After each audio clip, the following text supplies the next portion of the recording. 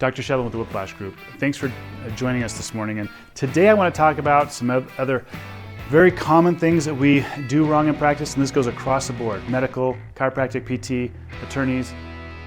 I hope you perk up, because we're talking about some things that we do wrong. This is one of those mistakes that chiropractors and medical doctors and attorneys will do wrong in their practice, and it's called weeding the garden.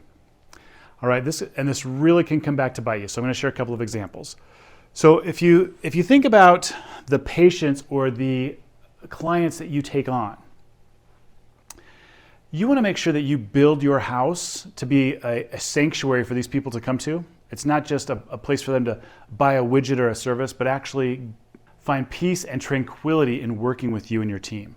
So you want to make sure and I love this from the coaching program, which the Whiplash Group, we promote this so dear to our heart, Business Finishing School. Module number 1, the very first one, and go check it out on YouTube. It's free now. I paid thousands and thousands of dollars for this program before it was put up on YouTube and became free.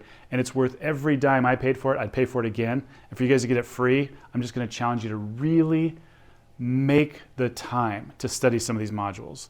Don't find the time, because you're never going to find it. You need to make the time. Carve out time for you, that you have study time each week for you to get bigger, better, faster, stronger at what you do best.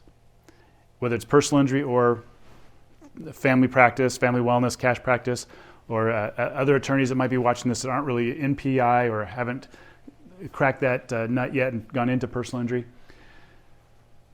But you want to be working and sharpening your skills, yourselves and your teams. And Module 1, the Doorman Principle, is so critical. It's important for you to take time to write down, because remember, a goal not written down is just a wish. You want to have these goals and these action steps written down. You want to take time to write down your values, your personal values and your office team values. And the reason we want to do this is we take those values then, like we have our values of education, implementation, ethics, certification, and teamwork. Those are our values for the Whiplash Group. It's our compass for who we are and where we're going and who we're going to let into our room, into our lives, into our business.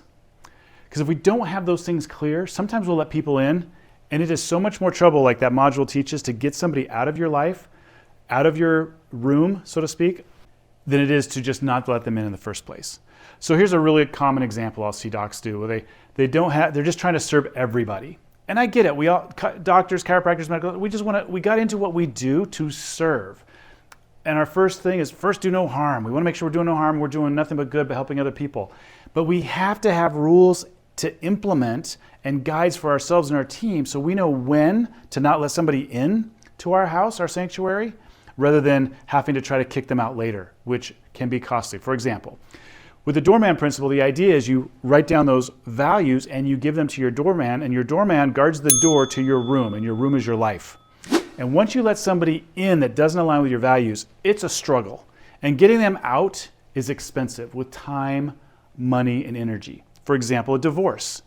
You let somebody in that your values didn't align, or they grew apart, and now to try to get that person out of your life, it's expensive. You're hiring a lawyer, you're spending a bunch of money, there's fights, there's now kids you got to deal with this. It gets messy. Letting somebody into your practice that doesn't align with your values, maybe a disgruntled, not disgruntled, but a combative patient or client where you're like, oh, we can make it work, we'll make them happy. Why? If they don't align with your values, don't let them in the first place. You're creating more work and trouble for yourself.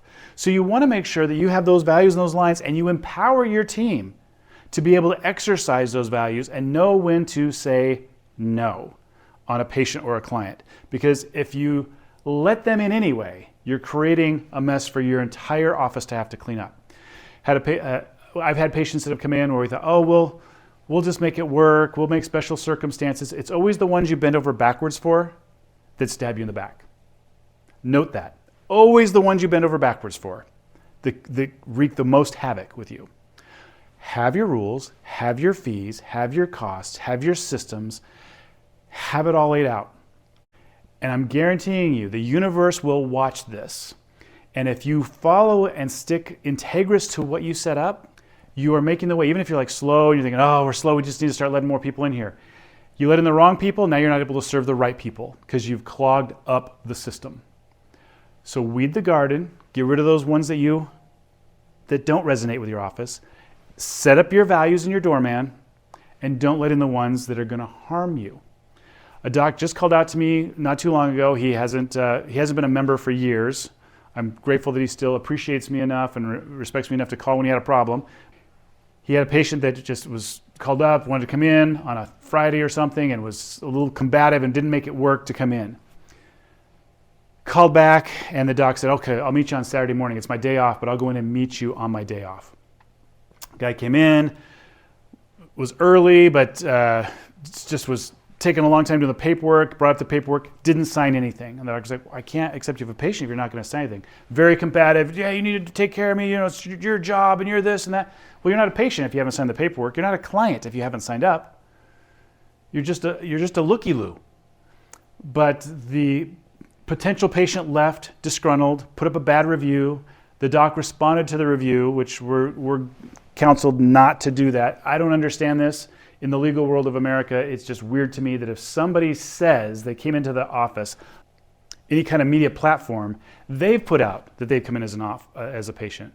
But I guess if we respond, then it's potential HIPAA thing where, oh no, now we're saying that they are. So it's better for us just to have a knee-jerk response. Somebody says a positive thing, thank you, we strive really hard to help serve our community. Somebody says a negative thing, sorry you didn't have a great experience. We strive really hard to help serve our community. And we'll try to learn from this. But you keep it really generic. And to me, it's the dumbest thing ever, but that's what they advise. So anyway, the guy's trying to sue the doctor. Another one, a doctor, and this is right here from Utah, when I was young in practice, it wasn't me, but another doctor didn't have staff. Doctors, we want to have staff.